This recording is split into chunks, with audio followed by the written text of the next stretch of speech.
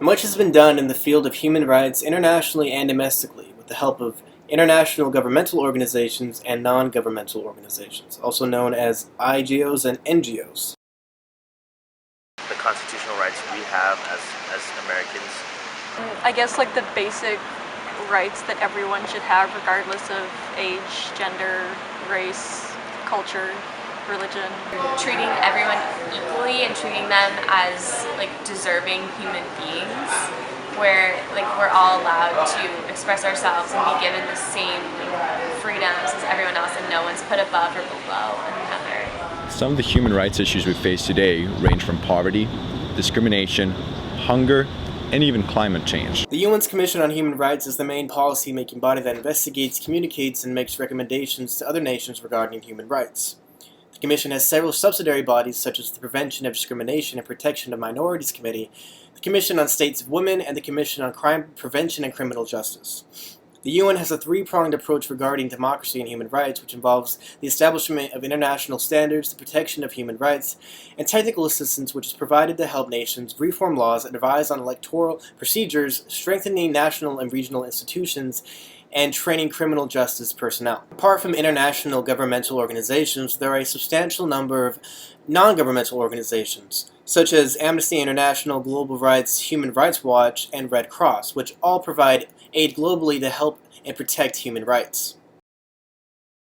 A collaborative form of governance with the tenets of life, liberty, and the pursuit of happiness, and the freedom of choice. Striving for justice and equality. Everyone gets an equal voice in opinions that affect the majority of the people. I don't necessarily think a democracy needs to be, where everyone has a say or where the government has to be checked by the people. A lot of things should be kept secret for public safety, for international public safety. I think they're related, but not necessarily the exact same thing. Both. I think they are related in the fact that to be democratic you need to understand and respect human rights, but I also think that in regards to social justice, human rights are focused on separately than democracy. But I definitely think that they intertwine and are both dependent on each other. Human rights actually, to me, go hand in hand with democracy because I think it has to do with freedom and the right to treat others and be treated with dignity and respect, which is one of the tenets of democracy. The UN has taken incisive measures to promote and assist advancements in human rights and democracy, taking the stance that human rights and democracy are inherently fused and both necessary for the other to exist.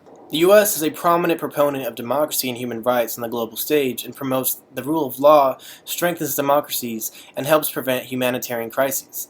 The U.S. coordinates the majority of human rights activities in the international community.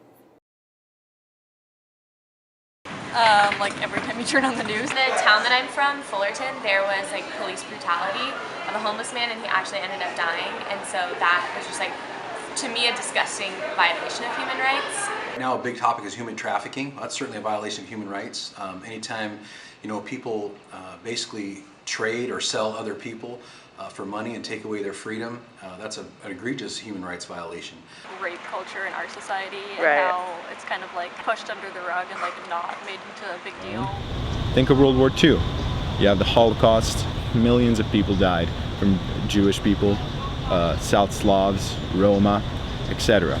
Rwanda in the 90s. The carnage against the Tutsi people was horrific. You can even look back to Yugoslavia in the 90s during the civil wars there. Thousands of Bosniaks, Croats, and Serbs were killed in the bloody conflict due to political leaders.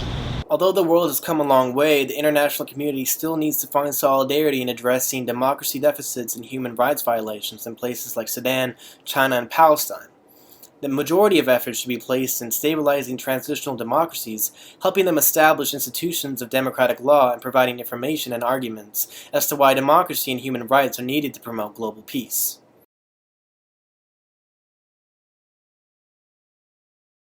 The best way is through education. I guess just being more aware. I feel a lot of students don't really know what's going on outside of their little bubble of Netflix and school. There's a lack of education in human rights, I feel like. We are involved to a certain extent, but it's a niche community. We don't really experience it here at Chapman. You just kind of hear about it, and when you don't want to think of it, you just don't look at it.